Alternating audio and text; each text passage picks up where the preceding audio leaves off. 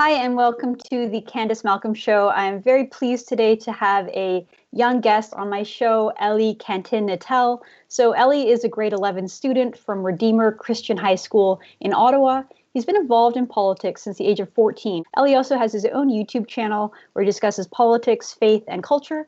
On the debut episode of his show, Elie interviewed conservative leadership candidate Derek Sloan. And he just told me that he has an upcoming interview with another conservative leadership candidate, Leslyn Lewis. So he hopes his show will be able to reach other people his age and show them what it means to be a conservative and also the importance of faith. So, Elie, thank you so much for joining the Candice Malcolm Show. Well, thank you for having me, Candice. It's so rare, Elie, to see a young person like yourself so interested in politics and so engaged. So how did you get involved in politics, especially at the age of 14? Well, Candice, I've actually always had a thing for politics. I remember being in grade 3, and there was the Liberal constituency office beside my school. And I remember going one day after school and getting a Dalton McGuinty pin, and I would walk around with that all day. Eventually, over the years, I started getting my own views, and I would say really when Justin Trudeau came in power, and I just started to get very fed up with his character and some of his policies. So I started looking into the Conservative Party of Canada, and I got interested. And then the leadership race came along, and my first event was the Manning debate, where I got involved with Kelly Leitch's campaign. And then from there, I started working for the PC party during the 2018 election. And then after that, through other connections, I got involved with the Youth Association. And now with the new leadership race, I've done everything I can to make sure that true conservative values are being represented by getting people acquainted with Leslyn Lewis and Derek Sloan. So when you say, Elie, when you say true conservative values, what does that mean to you? What does it mean to you to be a conservative? Well, what really gets me to the conservative movement is the idea of freedom of speech, freedom of religion. We have the freedom to think. We have the freedom to do what we want with our money. We have the freedom. It's really the freedom. And when we look at the left, they attack freedom, and we're starting to see a little movement in the Conservative Party to attack to get these types of values in our party. And I'm worried about that because I think freedom. Now in Canada, we have different types of conservatives, and they're all welcome, but we unite around the idea of freedom, and which includes freedom to believe in traditional beliefs, which is what I like to believe in. Interesting. And so you said earlier that your first political engagement was with the Liberal Party and Dalton McGuinty. It's kind of funny because you talk about freedom, and presumably if you're just looking at the titles, liberty, right? It should be based on freedom, but that's so far from what the Liberals are in this country. And in Australia, the Liberal Party is what we would consider conservative, and in much of Europe as well, liberal sort of still means classical liberal ideas. So why was it that you initially went to the Liberal Party? Was it because your family was liberal, or what brought you down that path when you were first starting out? Well, you make a very good point here.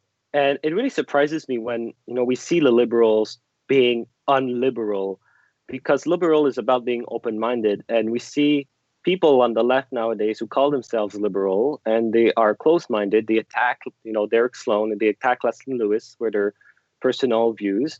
And that really, disgusts me.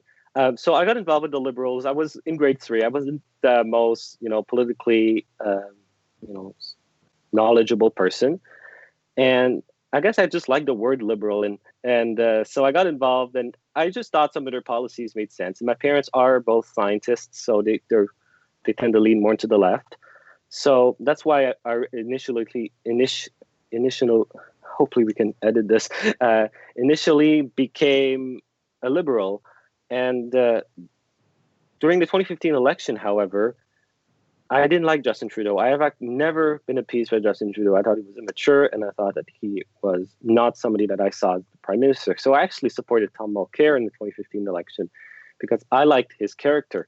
And it's after I saw Justin Trudeau and his policies and how they were destroying Canada versus Donald Trump and his policies that were, very successful. And that's when I started to see that conservatism was the way to go.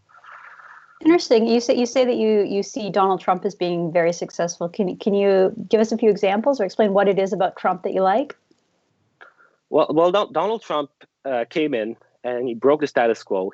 There was this whole status quo. Then even in the Republican Party, there was this new movement of more progressive Republican Party. And Trump came with a very traditional policy plan that had some new ideas in it as well. And he came forward. And when he came in, his economic policies, the United States was doing very well under Donald Trump and lowest employments in all the categories. And he put in policies to, bring out the American dream and to protect traditional values. And that's something that I really liked about President Trump.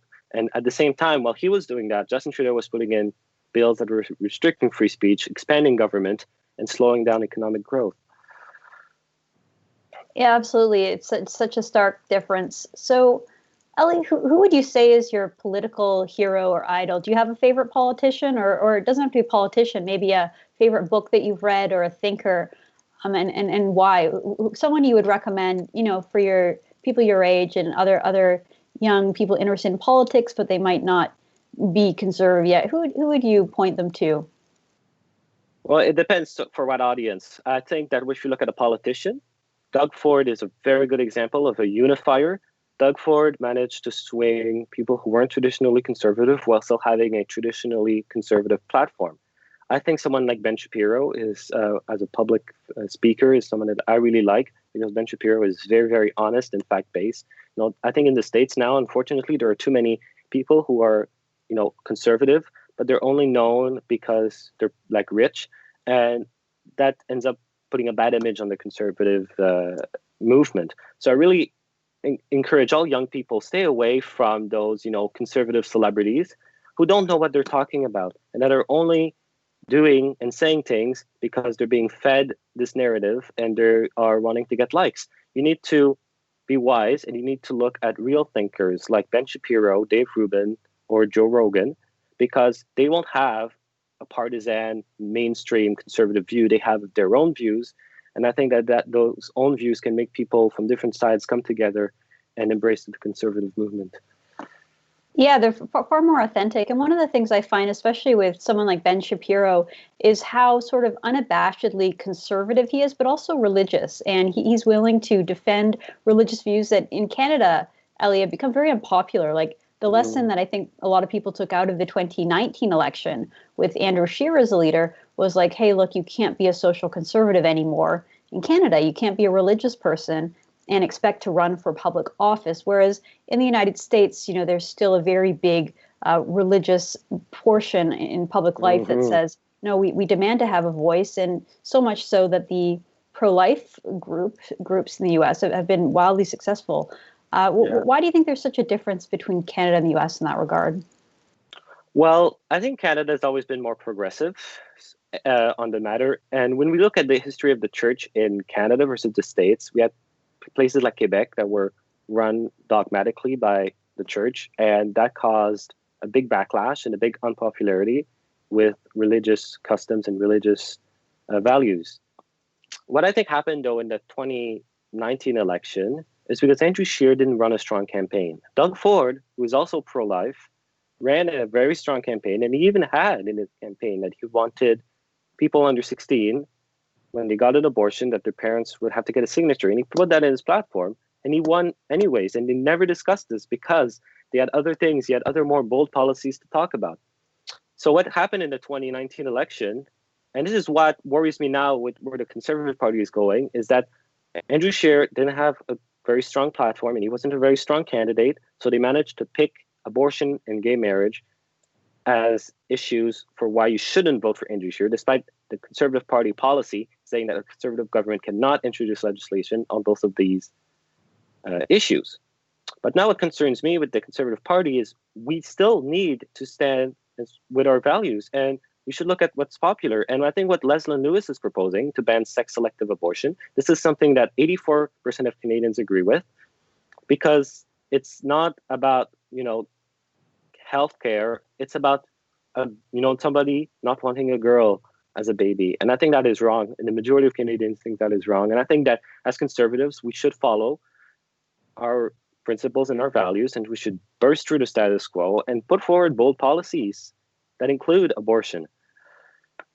Well, absolutely, Ellie, and I think you're, very brave and also great. It's great that you get out there and you communicate your message, especially through your YouTube channel, to other people who are just sort of getting involved. Before we started filming, you were telling me a little bit about the high school that you go to, because I mentioned you go to a Christian high school. You're in grade 11 there. So I'm just kind of curious. We're in the pandemic. Everything's locked down right now. I've been reading a little bit, and Barbara Kay was a guest on our show, and she talked a little bit about the idea that a lot of public schools were just really unprepared for the coronavirus and didn't have any kind of a curriculum planned, whereas the independent schools and private schools did a much better job. So you attend a Christian independent school. What's been your experience, Elie?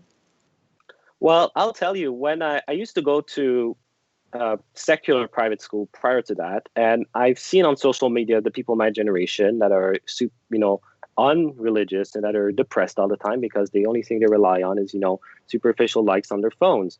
And so when I first went to my Christian school, I was shocked to see that there are other people my age who not only accept Jesus Christ as their Lord and Savior, but also are not reliant on superficiality and are not immoral people. And it's really been great because we have a community. I love community, and I love the evangelical Christian community. And we have this community in our school. People support each other. People, spread the gospel together. And we have a diverse group of Christians. We have Catholic, Orthodox, mainline Protestants, evangelicals, fundamentalists. We have all of these different types of people all coming together and being united as Christians. And I love this. And on the second point, you mentioned being ready. Our school is so well organized. It is unbelievable. Everything that they do is to perfection. And this is the online learning is another good example of that. They were prepared during March break. They prepared everything in under a week, and we were good to go. And they've improved when there were issues in the way. So I'm very pleased with how they dealt with the matter.